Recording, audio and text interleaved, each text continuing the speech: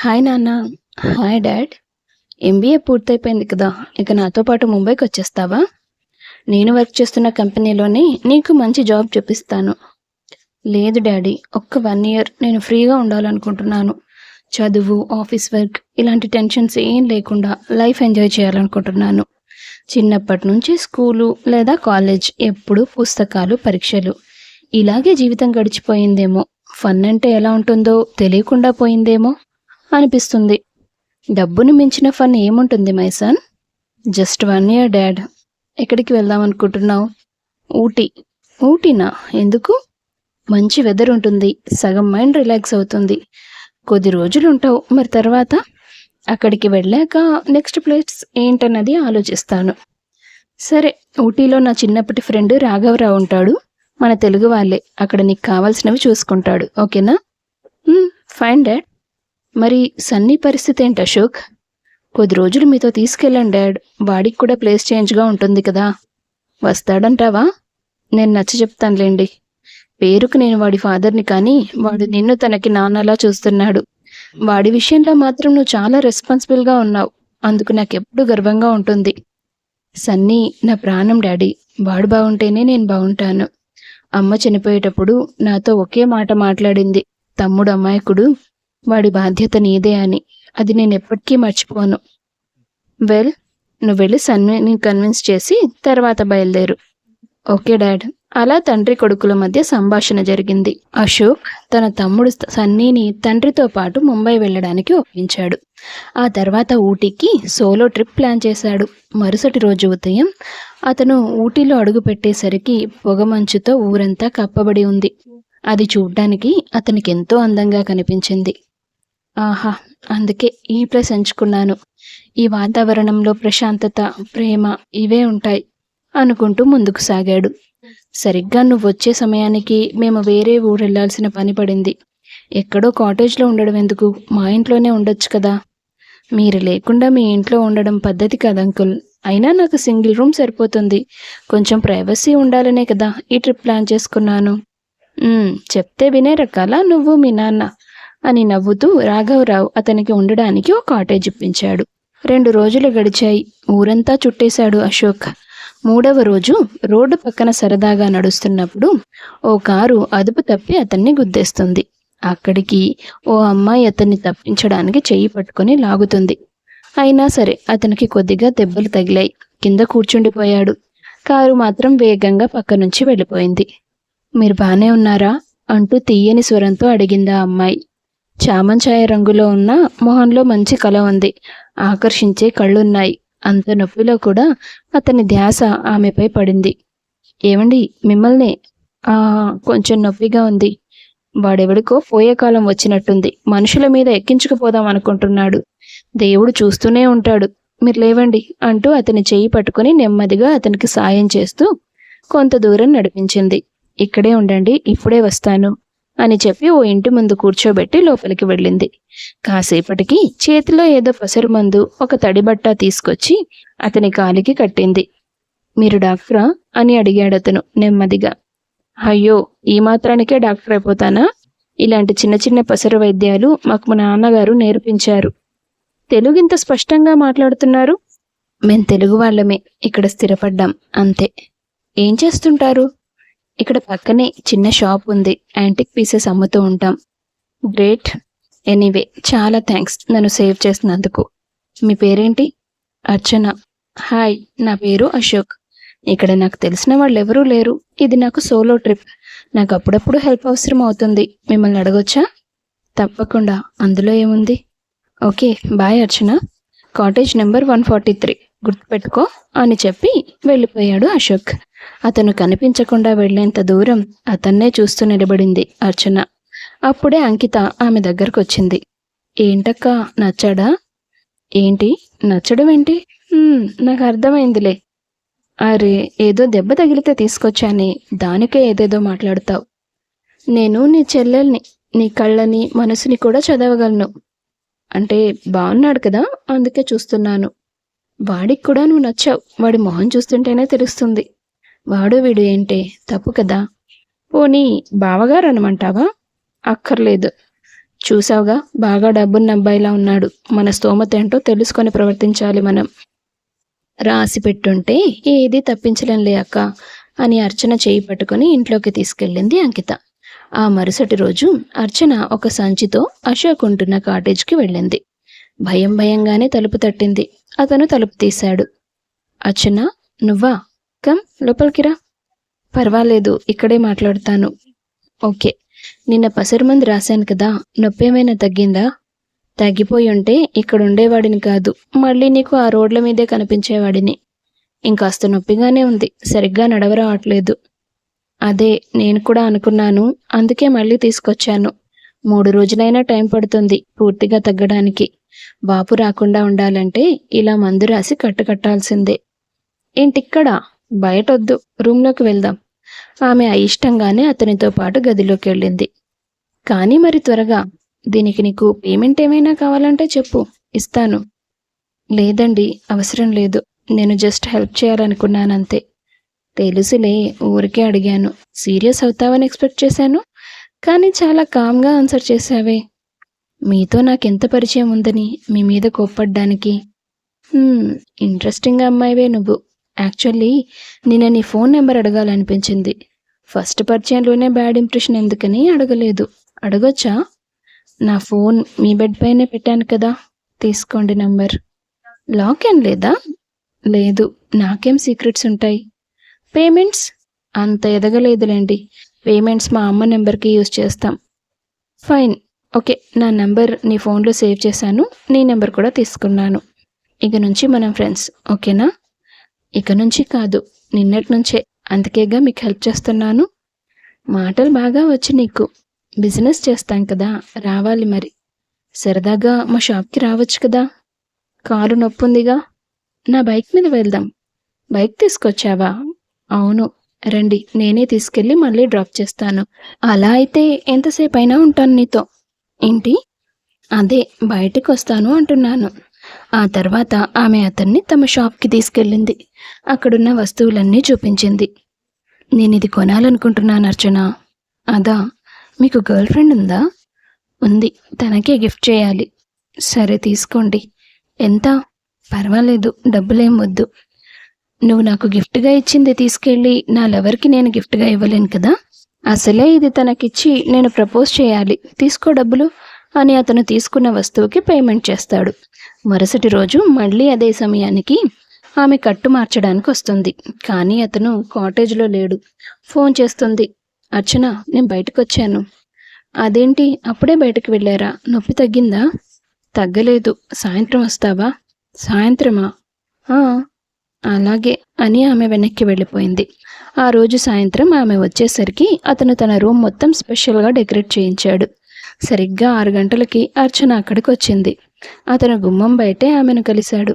అశోక్ గారు, చీకటి పడే టైం, త్వరగా వెళ్ళకపోతే అంకిత ఒక్కతే ఇంట్లో ఉండాల్సి వస్తుంది.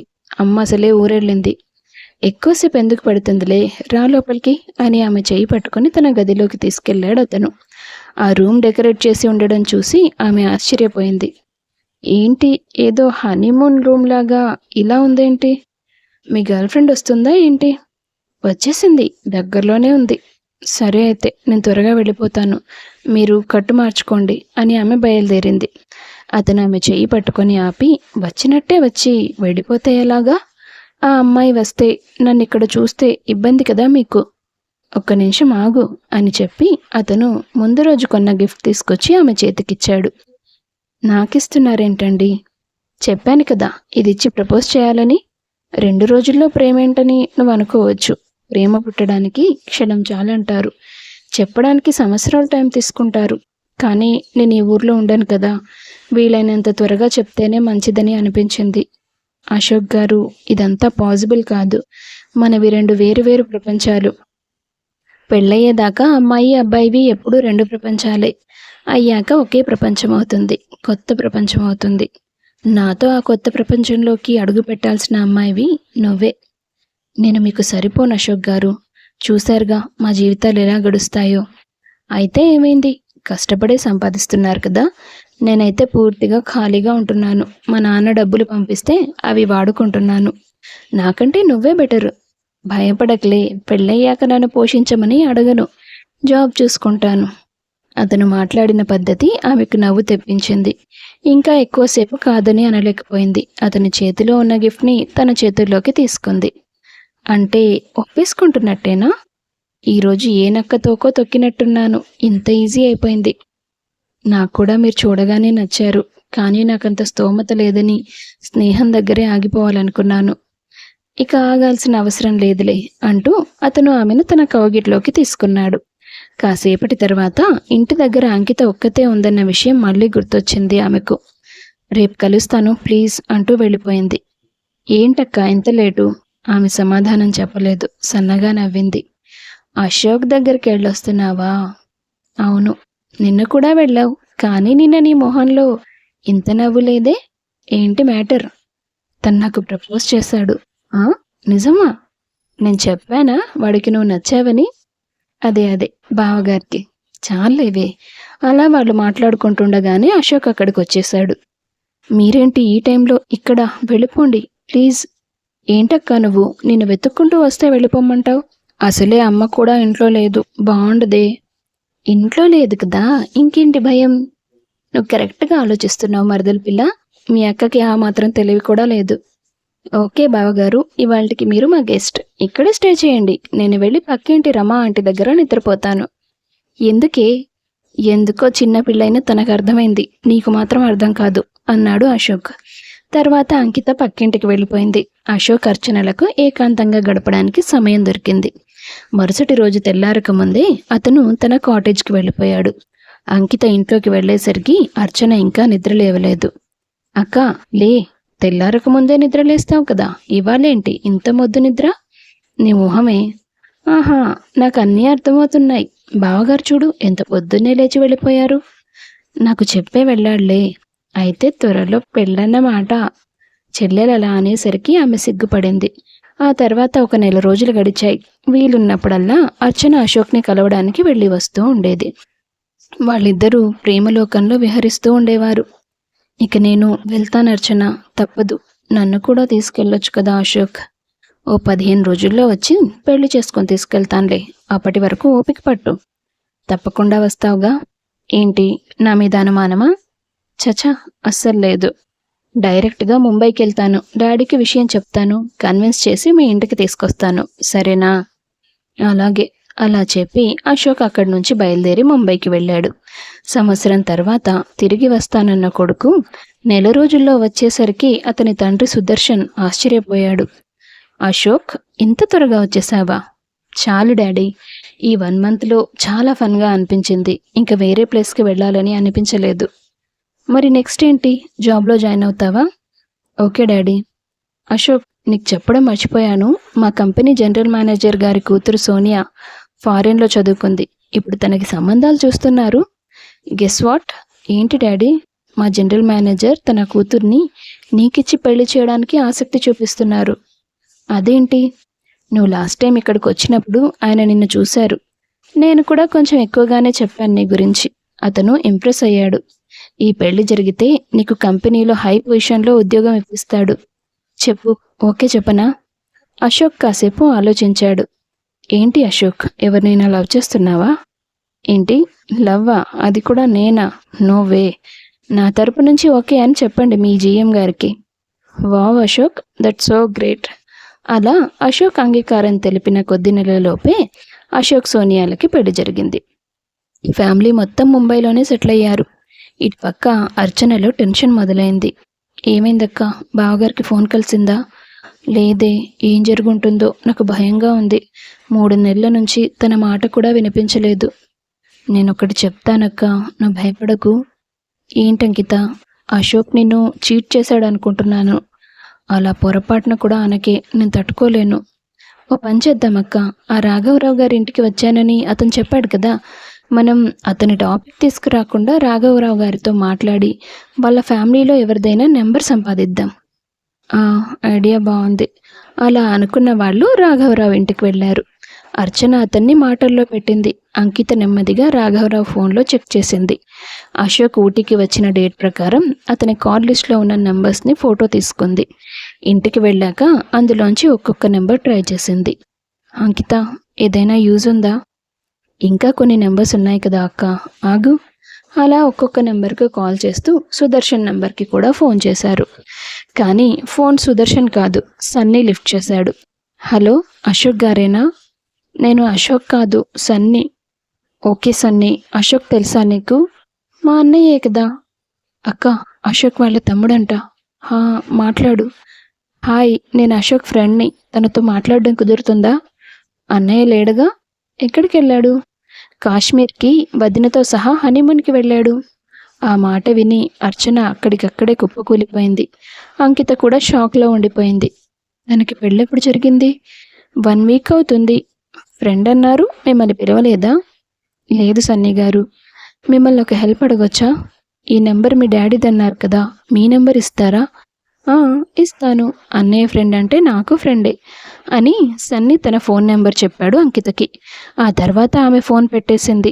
కాసేపు అర్చనని ఓదార్చింది. నేను చెప్పాను కదక్క, వాడు మోసం చేశాడని. అతన్ని గుడ్డిగా నమ్మడం మనదే తప్పు. అంకిత ఎంత నచ్చ చెప్పినా అర్చనలో దుఃఖం తగ్గలేదు. నిన్నెంత ఏడిపించిన వాణ్ణి నేను ఊరికే వదిలేయనక్క. అందుకే ఆ సన్నీ నెంబర్ తీసుకున్నాను. ఏం చేయాలో ఆలోచిస్తాను అనుకుంది అంకిత. ఆ రోజు నుండి సరిగ్గా 1 సంవత్సరం తర్వాత, హాయ్ అన్నయ్య. మార్నింగ్ వదినా. హాయ్ సన్నీ, కాలేజ్ అయిపోయిందా? అయిపోయిందన్నయ్య. ఈరోజు నీకొక సర్ప్రైజ్ ఉంది. ఏంట్రా అది? నేను ఒక అమ్మాయిని లవ్ చేస్తున్నాను 1 ఇయర్ నుంచి. అవునా? నాకెప్పుడు చెప్పలేదేంట్రా? తనే చెప్పొద్దంది. ఈరోజు తను ఇక్కడికి వస్తోంది. ముంబైకి వస్తోందా? అంటే ఇక్కడ అమ్మాయి కాదా? లేదన్నయ్య, తను ఊటీలో ఉంటుంది. వాట్, ఊటీనా? అదేంటి అశోక్, ఊటీ అనగానే అలా షాక్ అయ్యావు? అడిగింది సోనియా. నథింగ్ సోనియా, అక్కడి అమ్మాయితో ఎలా కనెక్ట్ అయ్యాడని అంతే. సోషల్ మీడియాలో ముందు మేము ఫ్రెండ్స్ అయ్యాం, ఆ తర్వాత లవర్స్ అయ్యాం అని బదిలిచ్చాడు సన్నీ. అశోక్లో టెన్షన్ పెరిగిపోతూ వచ్చింది.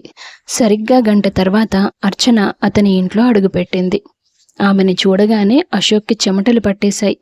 హాయ్ అర్చు అంటూ సన్నీ ఆమె దగ్గరికి పరిగెత్తాడు. ఆమెను హగ్ చేసుకొని వెల్కమ్ చెప్పాడు. అదంతా చూస్తున్న అశోక్ మనసు కోపంతో ఊగిపోయింది. ఆమె మీద కోపం చూపిద్దామంటే పక్కనే భార్య ఉంది. అతను సమస్యల్లో పడతాడేమో అన్న భయంతో ఆగిపోయాడు.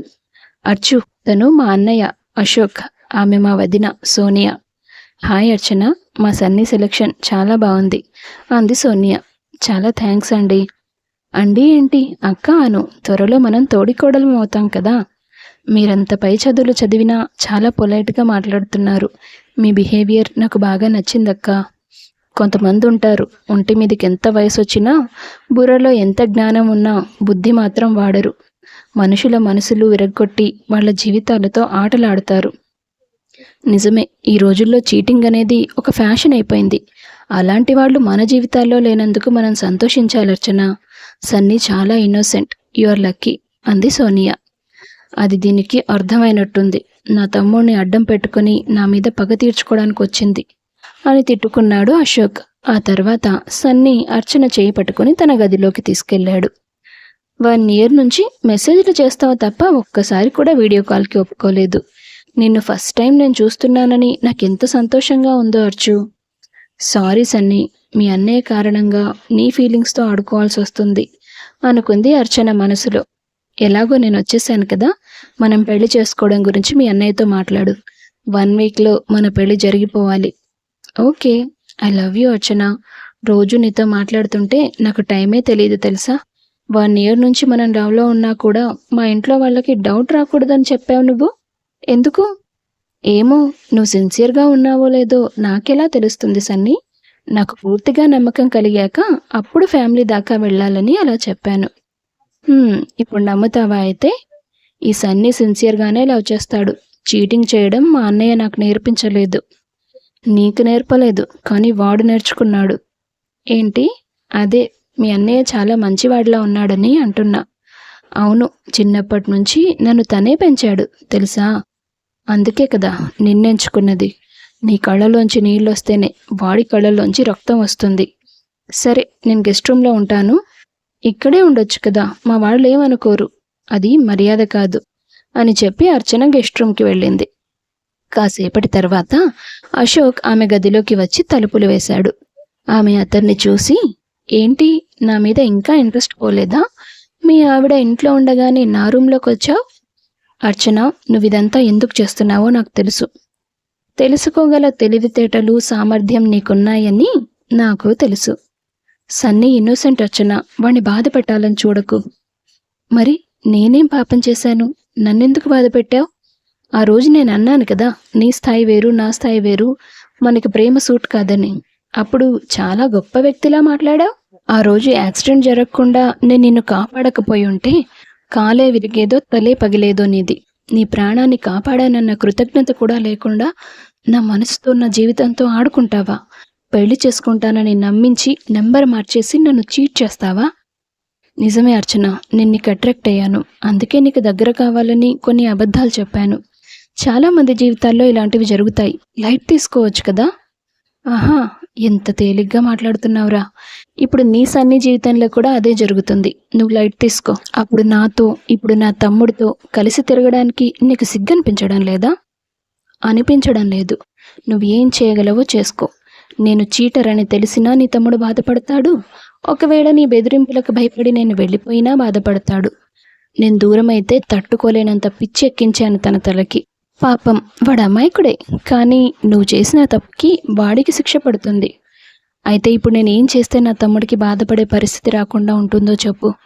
నువ్వు చేసిన తప్పుని నీ పెళ్ళాం ముందు ఒప్పుకో. అప్పుడు సోనియా నన్ను చీకొట్టి వెళ్ళిపోతుంది. So what? లైట్ తీసుకో. సన్నీకి ఏదైనా అయితే నేను నిన్ను చంపేస్తాను అర్చన. ఎప్పుడో చంపేశావు కదరా, మళ్ళీ కొత్తగా ఏం చంపుతావు? ఇప్పుడు నా వంతు ఏం జరుగుతుందో నువ్వు చూస్తూ ఉండడం తప్ప ఏం చేయలేవు. Get lost of my room, లేదంటే గట్టిగా అరుస్తాను. మీ ఆవిడ వస్తుంది, నువ్వు నన్ను ఏదో చేశావని చెప్తాను. తన ప్రవర్తనకి అశోక్కి మరింత కోపం వచ్చింది. ఏం చేయలేక తలుపు తీసి తన గదికి వెళ్ళిపోయాడు. సన్నీ బలవంతం మీద అర్చన సన్నీలకి పెళ్లి ఏర్పాట్లు చేశాడు అశోక్. అతన్ని మోసం చేసిన అమ్మాయి తన ఇంటికే కోడలిగా రావడం అస్సలు ఇష్టం లేని అశోక్ ఏం చేయాలో తెలియక జుట్టు పీక్కున్నాడు. నిజం బయటపడితే సోనియా అతన్ని వదిలి వెళ్ళిపోతుంది. అతని ఉద్యోగం కూడా పోతుంది. ఇదంతా ఆలోచించి వాళ్ళ పెళ్లి జరిపించడానికి సిద్ధమయ్యాడు. కాసేపట్లో పెళ్ళని ఎంతో మురిసిపోతున్నాడు సన్నీ. మండపంలో ఏర్పాట్లన్నీ పూర్తయ్యాక అర్చన సన్నీతో పెళ్లి నాకు ఇష్టం లేదని ఒక ఉత్తరం రాసి సన్నీకి పంపించి మండపం నుంచి వెళ్ళిపోయింది. అది చదివాక సన్నీ ఏడవడం మొదలుపెట్టాడు. నేనేం తప్పు చేయలేదన్నయ్య. అర్చన నన్ను వదిలి ఎందుకు వెళ్ళిపోతుంది? నువ్వు ఎలాగోలా తనను వెతికి తీసుకురా ప్లీజ్. ఇదంతా అర్చన ముందే ప్లాన్ చేసుకుని చేసిందిరా. నీకేం చెప్పాలి నేను? ఆ తర్వాత అశోక్ తమ్ముడిని ఓదార్చడానికి ఎంతో ప్రయత్నం చేశాడు. కానీ సన్నీ అతని మాట వినలేదు. మేకప్ రూమ్లోకి పరిగెత్తుకుంటూ వెళ్ళి డోర్ వేసుకున్నాడు. తమ్ముడు ఏం చేసుకున్నాడో అన్న బాధలో అశోక్కి గుండె జారిపోయినట్లయింది. చాలాసేపు ప్రయత్నించి తలుపులు బద్దలు కట్టుకుని లోపలికొచ్చాడు. మీరంతా బయటే ఉండండి, నేను సన్నీతో మాట్లాడతాను అని చెప్పి గడియ వేశాడు అతను. సన్నీ, నువ్వు సేఫ్గా ఉన్నావు కదా? ఇప్పటికి సేఫ్గానే ఉన్నాను. ఖచ్చితంగా చచ్చిపోతాను. అర్చన లేకుండా బ్రతకను. రేయ్, తనొక చీటర్రా. నా మీద పగ తీర్చుకోవడానికి నిన్ను వాడుకుంది అంతే. అలాంటి దానికోసం నువ్వేం చేసుకోవద్దు సన్నీ, నేను తట్టుకోలేను. ఏమంటున్నావన్నయ్య? నేను ఊటీ వెళ్ళినప్పుడు నాకు అర్చనకి రిలేషన్ ఏర్పడింది. ఆ తర్వాత నేను ఇక్కడికి వచ్చి మీ వదినను పెళ్లి చేసుకున్నాను. ఆ కోపంతోనే అర్చన నీ జీవితంతో ఆడుకోవాలని చూసింది. ఒక రకంగా నా వల్లే నువ్వు బాధపడాల్సిన పరిస్థితి వచ్చింది. నన్ను క్షమించరా? అతను అలా మాట్లాడుతున్నప్పుడు అర్చన, అంకిత తలుపు చాటి నుండి అతని ముందుకొచ్చారు. చూసావా సన్నీ, మీ అన్నయ్య చాలా మంచివాడు, చాలా గొప్పవాడు అంటావు కదా. మా అక్క జీవితంతో ఎలా ఆటలాడాడో ఇప్పుడు అర్థమైందా? మీ అక్క ఏమైనా మంచిదా? నా మీద కోపంతో నా తమ్ముడు ప్రేమతో ఆడుకుంది. నన్ను నీతో పోల్చకు అశోక్. నేను నీ అంత దిగజారిపోలేను. సన్నీ, ఒకటి చెప్పు. నువ్వు ప్రేమించింది సంవత్సరం నుంచి నీకు మెసేజ్లు చేస్తున్న అమ్మాయినా, వారం రోజుల క్రితం నీ ముందుకు వచ్చిన నన్నా? ఇద్దరూ ఒక్కరే కదా? కాదు, ఇన్ని రోజులు నీతో మాట్లాడుతున్నది నేను కాదు, అంకిత. అవును సన్నీ, మీ అన్నయ్య మీదున్న కోపంతోనే నేను నీతో మాట్లాడడం మొదలుపెట్టాను. కానీ నీ మనసు ఎంత స్వచ్ఛమైందో నేను అర్థం చేసుకున్నాను. నిన్ను ఇష్టపడకుండా ఉండలేకపోయాను. అయినా సరే, మా అక్కకి జరిగిన అన్యాయానికి ఈ అశోక్కి బుద్ధి చెప్పకపోతే నా మనసు ఒప్పుకోలేదు. అందుకే నేను రావాల్సిన సమయంలో నీ ముందుకి మా అక్కను పంపించాను. అతను చేసిన తప్పుని అతనే నీ ముందు ఒప్పుకోవాలని అనుకున్నాను. అదే జరిగింది. ఈ పెళ్ళి ఆగిపోతే నువ్వెలాంటి పిచ్చి పని చేస్తావో నాకు తెలుసు. అందుకే ముందుగానే ఈ రూమ్లోకి వచ్చాం. మీ అన్నయ్య వచ్చి నీతో మాట్లాడేదాకా వెయిట్ చేయమని, మేమిక్కడున్న సంగతి చెప్పొద్దని నిన్ను అడిగాం. ఇప్పుడు చెప్పు, నువ్వు ప్రేమిస్తున్నది ఎవరిని? అంకితనా, అర్చననా? అంకితనే. నేనేమీ నీ రూపం చూసి ప్రేమించలేదు కదా. చూసావా మిస్టర్ అశోక్, నీ పెంపకంలో పెరిగిన నీ తమ్ముడు అమాయకుడైనా ఎంత గొప్పగా ఆలోచిస్తున్నాడు. నువ్వెందుకు ఇంత నీచమైన వ్యక్తిత్వంతో తయారయ్యావు? నాకు అర్థం కాలేదు. ఇప్పుడే నీ గురించి ఈ పెళ్లి మండపంలో అందరి ముందు చెప్పేయాలనుంది, కానీ ఆ పని చేయను. ఎందుకో తెలుసా? నువ్వు మంచివాడివని నమ్మినంత వరకే నీ భార్య సంతోషంగా ఉంటుంది. ఆమె సంతోషాన్ని చిదిమేసే హక్కు నాకుందని నేను అనుకోవడం లేదు. ఆమె స్థానంలో నేనుంటే నేనెంత బాధపడతానో కూడా నాకు తెలుసు. థ్యాంక్స్ అర్చన. మా అన్నయ్య మీకు అంత బాధ కలిగించినా కూడా మీరు మా వదిన బాధపడకుండా కాపాడుతున్నారు. అలాగే అంకితతో నా పెళ్లి జరిపించి వెళ్ళండి ప్లీజ్ అన్నాడు సన్నీ. సారీ సన్నీ, ఇంత నీచమైన వ్యక్తిత్వం ఉన్న మనిషి ఉన్న ఇంట్లో నేను కోడలుగా రాలేను. ఒకే చోట కలిసి ఉండలేను. అలా అనకు అంకిత. నువ్వు లేకపోతే నేను బ్రతకను, నీకు తెలుసు కదా. అయితే నాతో వచ్చే సన్నీ. ఎలాంటి కుట్రలు కుతంత్రాలు చేసే మనుషులు లేని ప్రశాంతమైన వాతావరణంలోకి నేను తీసుకెళ్తాను. సన్నీ ఒకసారి తన అన్నయ్య వైపు చూశాడు. అతను వద్దు సన్నీ అన్నట్టుగా తలూపాడు. సారీ అన్నయ్య, అంకిత అడిగిన దాంట్లో న్యాయం ఉందని నాకు అనిపిస్తోంది. నేను తనతో వెళ్ళిపోతాను అని చెప్పి అంకిత చేయి పట్టుకొని గది బయటికి కదిలాడు సన్నీ. ఏంట్రా, గదిలో ఏం జరిగింది? సన్నీ ఆ అమ్మాయి చేయి పట్టుకుని ఎటు వెళ్తున్నాడు? రే సన్నీ ఆగు అంటూ అడ్డం పడ్డాడు సుదర్శన్. అశోక్ తండ్రి చేయి పట్టుకొని, వాడు పెద్దవాడైపోయాడు నాన్న, వాడిని ఆపకండి అన్నాడు. తర్వాత సన్నీ అంకితతో పాటు ఊటీ వెళ్ళిపోయాడు. అంతా బాగుంది, కానీ మీ అక్కకి పెళ్లి కాకుండా మనం పెళ్లి చేసుకుంటే ఓకేనా? లేదు, ముందు మనం అక్కకి మంచి సంబంధం చూద్దాం, పెళ్లి చేద్దాం, తర్వాత మనం పెళ్లి చేసుకుందాం. ఈ ఐడియా బాగుంది అంకిత. మరి అప్పటిదాకా వెయిట్ చేస్తావా? నాకు నువ్వు నా పక్కనుంటే చాలు, ఇంకేం అవసరం లేదు. అతని స్వచ్ఛమైన మనసుకి, స్వచ్ఛమైన ప్రేమకి అంకిత ఎంతో మురిసిపోయింది. కనీసం తన చెల్లెలికైనా ఒక నిజమైన ప్రేమ దొరికిందని అర్చన సంతోషించింది. కొన్ని నెలల తర్వాత సౌరవ్ అనే ఒక టూరిస్ట్ గైడ్తో అర్చనకు పెళ్లి కుదిర్చారు ఆమె కుటుంబ సభ్యులు. అర్చన అంకితల పెళ్లి ఒకేసారి జరిపించారు. ఆ తర్వాత ఆ రెండు జంటలు ఊటీలోనే ఉంటూ తమకి వచ్చిన పని చేసుకుంటూ ఆనందంగా జీవితం గడిపారు. కథ నచ్చితే వీడియో లైక్ చేసి షేర్ చేయండి. తప్పకుండా ఛానల్ను సబ్స్క్రైబ్ చేసుకోండి. మీ అభిప్రాయాన్ని కామెంట్స్ రూపంలో తెలియపరచండి. అందరికీ ధన్యవాదాలు.